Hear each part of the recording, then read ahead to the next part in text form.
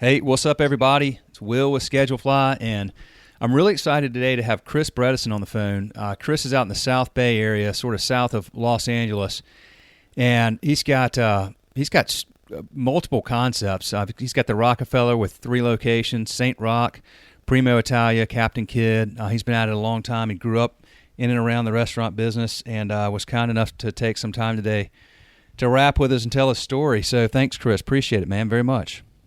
Thank you for having me. I appreciate it.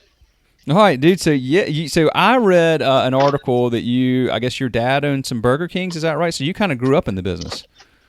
Yeah. So my dad kind of started. It's kind of a funny story, actually. He applied with McDonald's, 40 years ago or whatever, to do the franchising route, and McDonald's told him, "Hey, you're gonna have to move to Kansas. That's kind of the territory we have available." And my dad, being a very big California surfer guy, that was kind of a non-starter for him. So the next biggest brand at that time was Burger King. So he chose to go the franchising route with Burger King and got up to about 15 to 16 of them. And that's kind of how I got my start in terms of just watching him, do the restaurants and starting to understand the numbers and see how things make sense and, how it all works. So that was kind of the start. Man, what a great foundation for you to build growing up, being around that and learning from him. That's what a cool opportunity. What were some of the biggest lessons that you learned, sort of big picture lessons you learned from him about running restaurants as you grew up? Well, I learned that if you want to grow and some people are okay with having one and working it and going that route, which is totally great. And then I've learned from him that if you want to have multiple, that you really got to learn to delegate. You really got to have a strong team in place. You gotta have people that you really trust and make them believers and get them on board and kind of bring everybody up.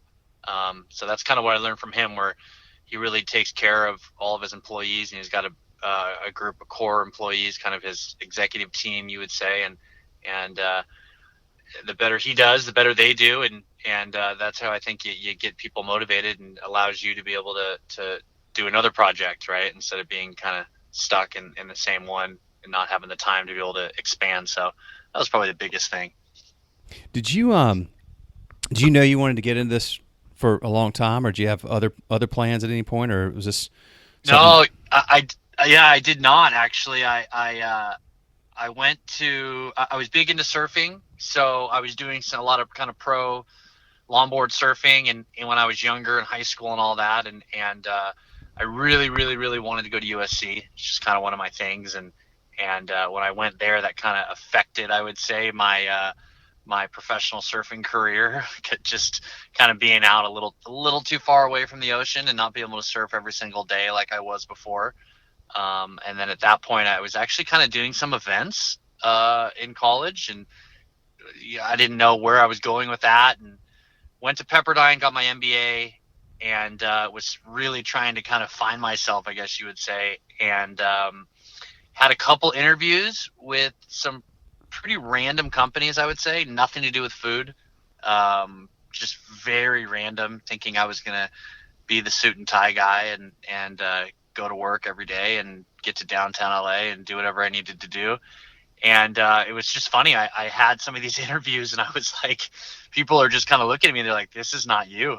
Like, you don't want this. We'd hire you, but you don't want this. We can tell." And just had some real conversations with people. And at that point, my dad actually had a piece of property that had a potential to do a restaurant on it. And I was doing events and knew an older guy, about 10 years older than me, who's my current business partner now, and said to him, he had already owned a couple places called the Union Cattle Company, and asked him, "Hey, do you want to maybe try to open up a local kind of gastropub American restaurant in this location?" And he jumped on board, and that's kind of how the first Rockefeller happened, and then we grew from there. So it's a kind of an interesting deal how it all came about, but having him as a partner, being 10 years older and having already been in the restaurant industry, obviously was very helpful as well. I can't stress that enough, to really learn from people and their previous experiences and all that. So No, I bet that helped a ton, man. So when did y'all open that location? We opened that location in 2011, 2010, somewhere around there. So we're getting up to our 8th year at that location. So you've got, okay, so 8 years, and you've got 6 total locations across 5 concepts. So you guys have really been pedal to the metal. Yeah, another thing for my dad, he always kind of says, when you do something, do it right. But if you can do one project a year, you're on a real good path. And that doesn't mean open up one restaurant a year. It's just one project a year, right? Something and spend a solid year on it and do it right. And then when you feel like you've kind of balanced things out, then you can move on to the next one. So yeah, that's kind of been the goal. I guess we're a little behind if we had 8 years, we should have 8, but 6 is pretty good. And a couple of them have taken, like the Rockefeller in Redondo we just opened. We're on our second week. Very successful. It's been greatly appreciated by the community. But it took us, 9 to 10 months to build out. So some of these things take a little longer than expected. Okay, so you've got 3 of the Rockefellers, and then you've got 3 other concepts. Like what drives that? Why do you not have, 8 years and 8 Rockefellers? Yeah, so that's a great question. So when we first started, we opened up the Rockefeller in Hermosa, and then at that point we opened up actually the Rockefeller in Manhattan. And then I had a very big opportunity to take over Captain Kidd's, which has been around. It's kind of a landmark in the city of Redondo Beach. It's right in the marina, and it's been around for 45 years. So we bought it, and so that was kind of an opportunity we couldn't pass up. And then at that point, another kind of opportunity came up to be able to open up Primo. And after kind of doing all that, we had St. Rock as well with the live music. And then we actually, in the past maybe 1 to 2 years, kind of looked at each other and went, which one of these brands has the biggest potential and makes the most sense to expand? And it is the Rockefeller, by far. It just makes the most sense financially, and as well as, just what the concept is and how organized it is and how big the team is now and all that. So that is a good question. And we are now going that route of pretty much solely focusing on the Rockefeller for expansion. It just makes more sense. And then one day, maybe you get to 10 or something, and then you find a company that wants to buy it, right? But it's much harder for a company to want to buy, 6 different concepts and package them into one. So yeah, for sure. Well, tell me about the Rockefeller. So Rockefeller is like an American gastro pub. We've really evolved. I think that's kind of the word of the day with Rockefeller is evolve. Just literally growing pains, going through chefs, going through, decor changes, this and that. And where we are now at the point is it's a very casual yet sophisticated location. So you got people coming in board shorts and sandals, and you have people coming in their work attire. It has a very quality, clientele, just kind of the 30 to 40-year-old, working individuals living in the South Bay, and people come in, once, twice, 3 times a week. There's a lot to offer on the menu. And I think what it has evolved into is what our most recent location is, which is the Rockefeller Redondo. So after learning, if you go to Rockefeller Redondo, you're like, okay, that's what the Rockefeller is, and that's what it should be. We're serving Stumptown coffee in the morning. We added a coffee bar, pretty much a business inside of a business, and just the decor and the look of it and the feel and the flow of everything. It's where we want to be. We're very into cleanliness. Got the very open kitchen. So it's just the whole concept has kind of come together into that one. So our next step is to actually do some upgrades to Manhattan and Hermosa to kind of mimic it more into what Redondo looks like. Do you have the opportunity where you are? I mean, you're in a huge area, the greater Los Angeles area, so you can continue to grow fairly significantly, I imagine, in a relatively small geographic footprint out there, I guess. Is that right? Or For sure. So Yeah. the first goal, if you're familiar with the South Bay, right, which is, Manhattan Beach, Hermosa Beach, Redondo Beach, you got Palos Verdes, you got El Segundo, but it's really those first three cities of Manhattan, Hermosa, Redondo. That's kind of like the South Bay hub.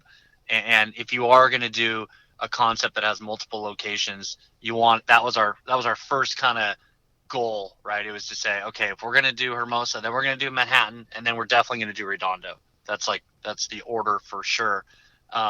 And then after that, there's a big opportunity to choose other cities that you can expand into. I mean, El Segundo is a nice growing community and very local. Torrance is a giant city, and there's always opportunity in there. Palos Verdes, I actually grew up there, but a little more difficult to find the right location in Palos Verdes. But then you can get down to the whole Long Beach area, 2nd Street. There's a lot of opportunity. Culver City, back up north a little bit. You could definitely have the brand in a nice geographical hub, you would say, which I think is, for someone, at our size, I guess, that makes sense, right? It doesn't make sense for us to go down and open up something in San Diego or at this point open up something in Santa Barbara. That could be way down the line, but it's too hard when something goes wrong and you have issues, and then to have to be able to travel all the time and get to things. Restaurants, you got to be on it 24/7, and you got to be on it quickly. And if you're not, things can go bad to worse. So it's nice having these things be right in our backyard. Okay, so let me ask you a couple of things I want to touch on then. As you look to grow like that, you mentioned several cities. You know the area well. You grew up there, but then the intricacies of each one of those and finding the right location. Like how do you do that? Like how do you know? Ooh. I mean, Yeah. you've got to first. There's like picking the right location. Then there's like, I mean, do you guys do you lease or do you buy? And tell me about that process and how you go about it. Yeah.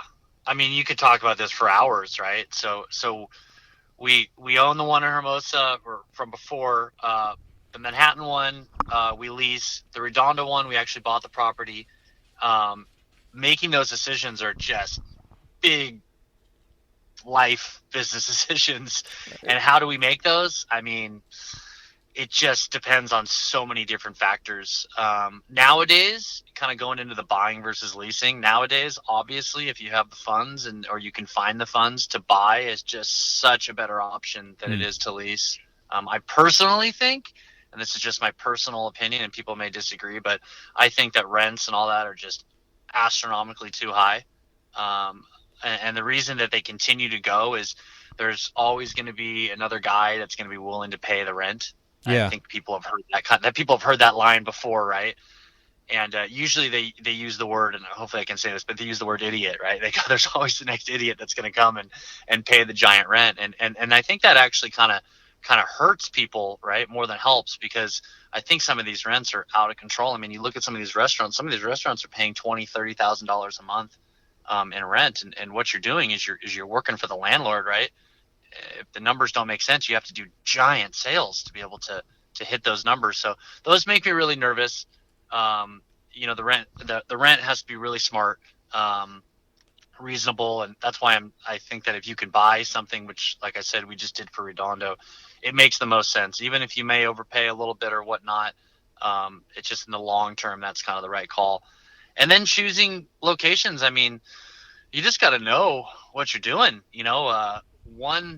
My dad actually taught me this. One bad location can wipe out two good locations, right? So the Rockefeller Redondo, was a bad location and very easily was losing money, which a lot of restaurants do. That money that's being lost is being taken out of the profits from Hermosa and Manhattan, right? Luckily, we're not in that situation, and they're all doing really, really well. But you got to be careful about that too. And so that's just spending the time in the area and understanding, what other locations are doing and, what the demographic is and kind of all these different factors that go into it. And could some of it be luck too? Sure. But I think that hard work and the amount, when people see that you're putting effort into something, especially nowadays, there's so much competition. When they see you're putting effort into something, they're more than likely to support you. right? So if they go, those guys make a big effort, right? The place looks beautiful, it's clean, the service is just bar none, and they really care about the customers, and the food is great, and they make it right if something's goes wrong, and all these types of things. I think people kind of respect that, and it's a lot of work to keep up and do that kind of stuff. It's a ton of work. I mean, it sounds basic and simple, like, okay, keep your place, keep up with the place, be consistent with food, and provide excellent service. Like, okay, but that's real hard to execute day after day after day. It's real hard. I was just in Manhattan, Rockefeller, and just looking at a couple things that needed to be done. I mean, just the constant upkeep. I mean, nowadays, that's kind of what my focus has been since we've got all these places open now, is going around to each one of them and doing the upkeep that's needed, constant improvements. And, when you walk into a place that looks like they haven't put an effort in and it's a little dilapidated or stuff like that, you're just gonna go, this place is kind of going towards the end, right? We're very focused on, you said, like, I think we do atmosphere, we do service, and food. Those are like the core three things. And I think our atmosphere is fantastic, and we keep it really clean, and our service is unbelievable. We have some unbelievable managers. I mean, just absolute amazing men and women that are just killing it for us. And then our food is great too. Our kitchen does a really, really, really good job. And kind of a side note about our kitchen is we've gone through X amount of chefs. It's kind of been a good thing, and a bad thing is we've kind of kept a lot of like the best items from those chefs. You know what I'm saying? So it's like, chef comes in, kind of does his update on some things, and it's like, oh, he has a couple killer items. So I think our menu is pretty great because we have a lot of people's best items are kept on that. So what has been the issue with chefs? I seem to hear that a lot. Like, what's going on? Well, I don't think the Rockefeller is a very chef-driven concept. So that's kind of number one. But finding the right chef, not easy, right? We're lucky enough to have found an amazing chef, Michelangelo Aliaga. He's our chef at Primo, and he is just an absolute stud. I mean, he's special, and he's been recognized by a lot of different people and magazines and this and that for how special he is and how special the food is at Primo. And so we've kind of been able to look at him, and chefs are just like everybody else. They work amazingly hard, and if you find the right one and they care like he does, he cares about every single dish that comes out, then they need to get kind of paid, and they need to grow. And so luckily he's in a position with us where he's able to grow, and now he's kind of an executive chef of all of our locations, and it's been a positive, kind of for everybody, and we want to keep him around. He's the one, and it's not easy to find the right one, and I think we did. So gotcha. Okay, cool. So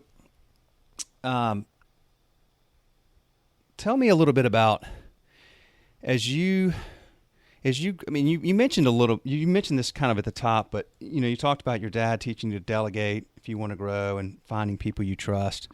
Talk a little bit more about that, and like, when do you know you have the right people on board that you can trust, that you're able to delegate and move forward? Because that's a tricky thing. If you do that, the concept makes sense, but then if you've got it, if you've got the wrong people in place and you're focused on another project and growing, things could go awry pretty quickly, I would guess.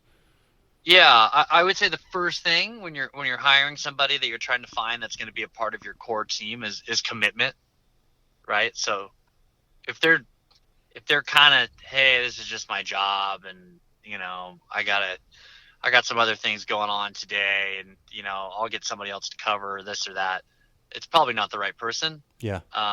We're in a position where just like kind of my dad was able to do as well, is people can grow with us.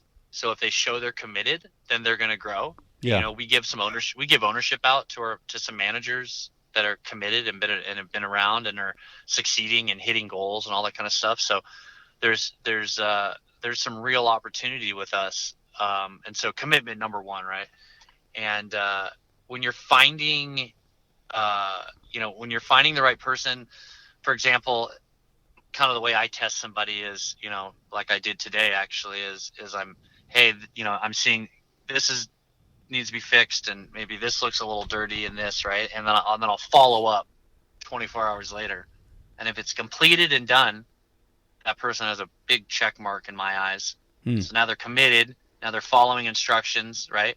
But instead of just following instructions and seeming as though I'm just kind of delegating and saying, do this, do that, do that, what I'm trying to do is I'm trying to have them get the mindset that I have of how important it is to have everything working and clean and everything's in its place. And, kind of that's what it's organization in restaurants is so important, right?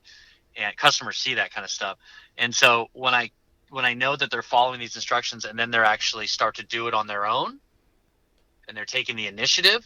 So now they're committed, they follow instructions, and now they're taking the initiative, and I don't need to micromanage or do any of those types of things. Now you found the perfect person. Gotcha. That is the exact formula of how to find the right person and somebody that should and will be rewarded for that effort, financially as well as, kind of their career growing, etc. So, I mean, do you tend to promote more from within, or do you find what's your philosophy on that, or do you have? I think promoting from within is 90% the way to go. You'll always find, there'll be somebody on the outside that maybe was at another company and is the right fit. But when you're promoting from the inside, you're finding somebody that is already a part of the culture, already understands most of the systems, and you just have a better understanding of where they're coming from and if they are that right person. And plus they deserve it, right? So if somebody's working really hard for you and for the brand and they want to be a part of the family, and then they should get rewarded. And we're all about that. And we've gone through some managers here and there, and it seems to me that the ones that are a part of the family and the ones that show that they really care, those are the ones that deserve to be promoted. And it seems to work out for the best, a majority of the time, doing it that way. Gotcha. Okay. Yeah, that's the it seems to be like I'm hearing from folks. I mean, I've talked to folks all over the country, and it just seems like everybody keeps talking about it. It's harder and harder these days to find and keep good people. When you're growing like you are, it's perhaps not. I mean, I'm sure it's still challenging, but at least they have opportunities to grow within the business, so that the go-getters sort of see that. Yeah. So sorry to interrupt, but this is a great point. I actually think, in my eyes, that I think it's harder to open up one restaurant, like a mom and pop, than it is to have multiple. Yeah. I just think it is. I think all your costs are higher. It's harder, like you said, to keep motivated people.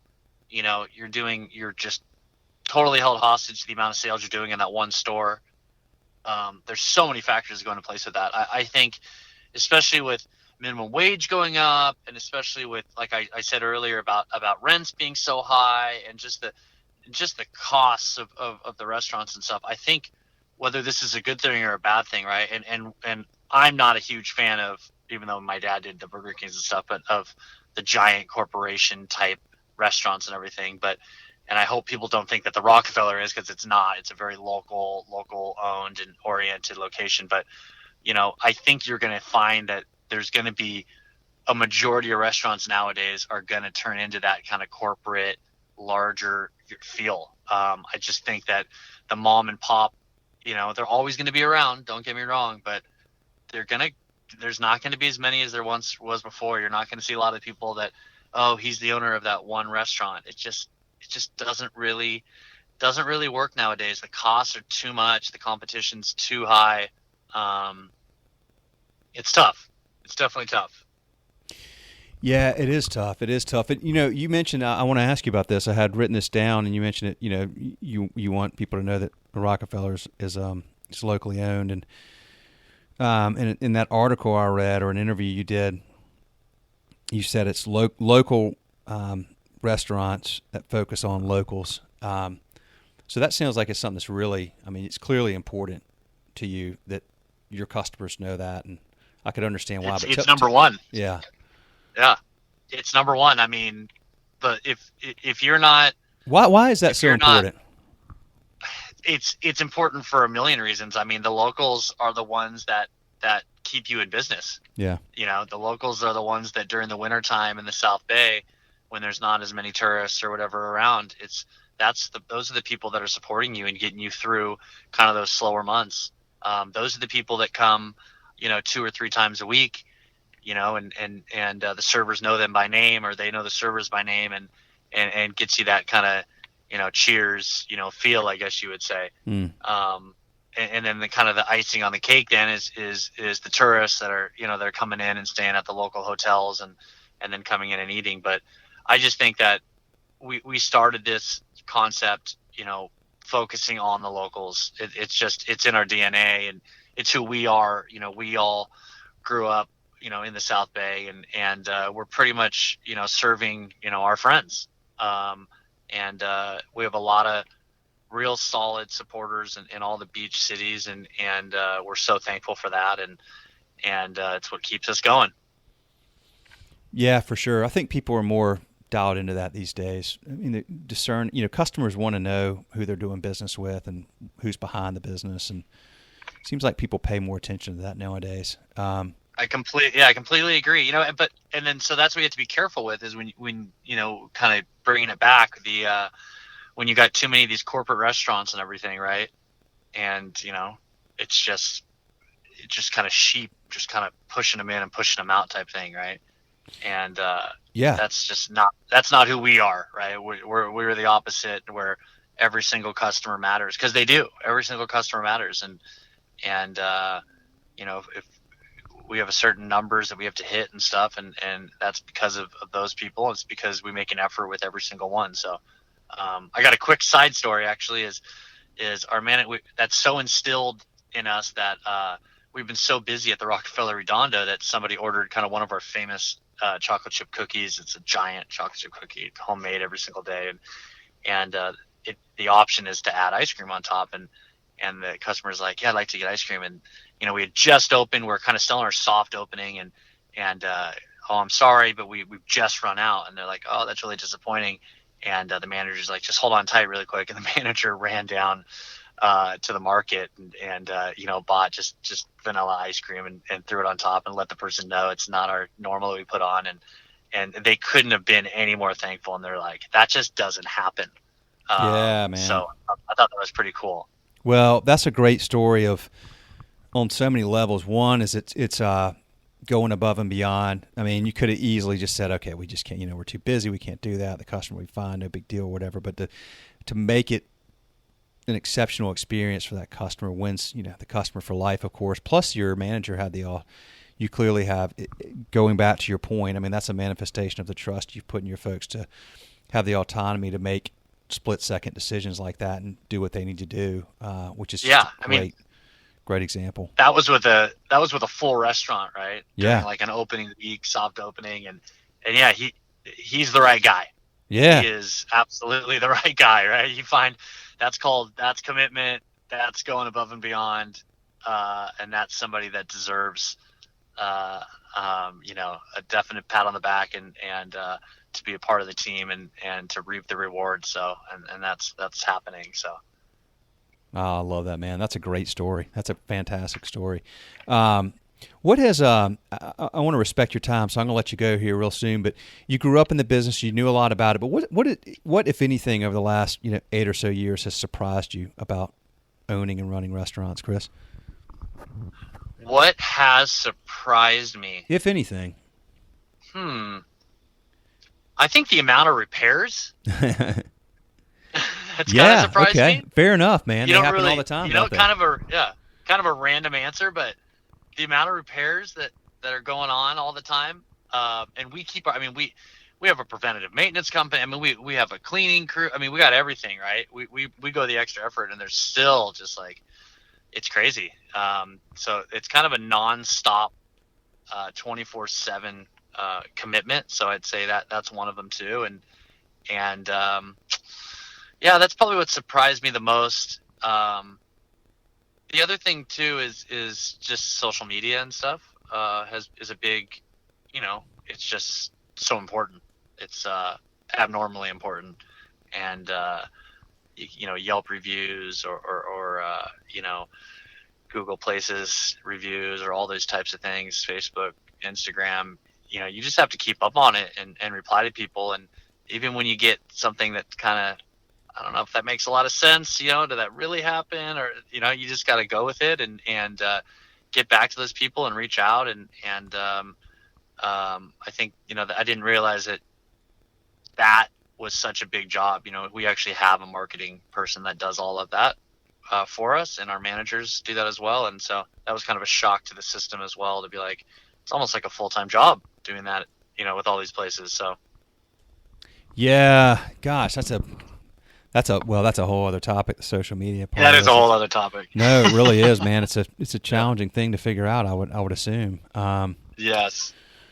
Well, look, man, Chris, I can't thank you enough. I just respect what you've done a lot. I really enjoy talking to you. I learned a ton from you, and everybody listening will as well. And man, you just clearly have a lot of passion, authentic passion for what you're doing. It just comes across very naturally and sincerely. So thank you for taking the time to do this, man. Thank you we love serving folks like you, and I appreciate the business and just really enjoy having this conversation. And I just, well, thank you for having me, and thank you for what you guys do, which is to make our lives just a little bit easier.